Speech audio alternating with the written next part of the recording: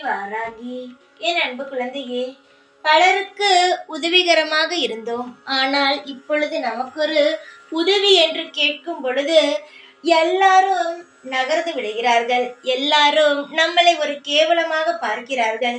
உதவி கேட்டால் தவறா? அவர்களுக்கு உதவி என்று வேண்டும் பொழுது என்னிடம் வந்தார்கள்.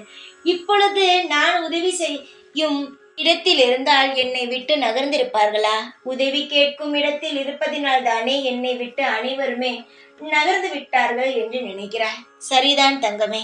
இப்பொழுதும் நீ மற்றவர்களுக்கு உதவி செய்து கொண்டே இருந்தால் எல்லோரும் உன்னிடம் இருப்பார்கள். காலம் உன்னை இப்பொழுது கஷ்டப்படுத்துகிறது. அதனால்தான் மற்றவர்களை நீ புரிந்து கொண்டாய்.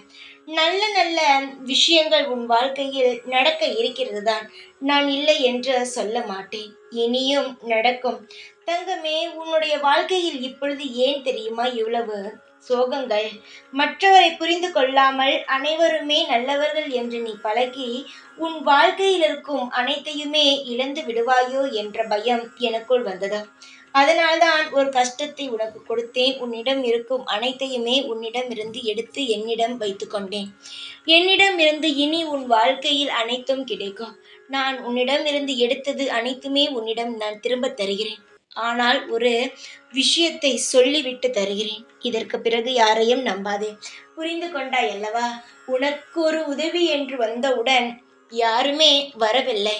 உன்னை அனைவருமே கேவலமாகத்தானே பார்த்தார்கள்.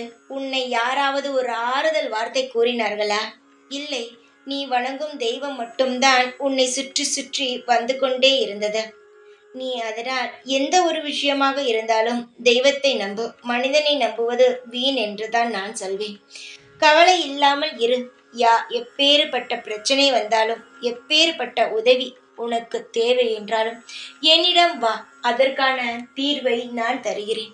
பிரச்சனைகள் முடிந்துவிடும். சந்தோஷங்கள் இனி உன் வாழ்க்கையில் துவங்கிவிடும். சிரித்தபடி இரு. எப்பொழுதும் உன் கூடவே இருப்பேன். இந்த வாராகி நான். ஜெய் வாராகி.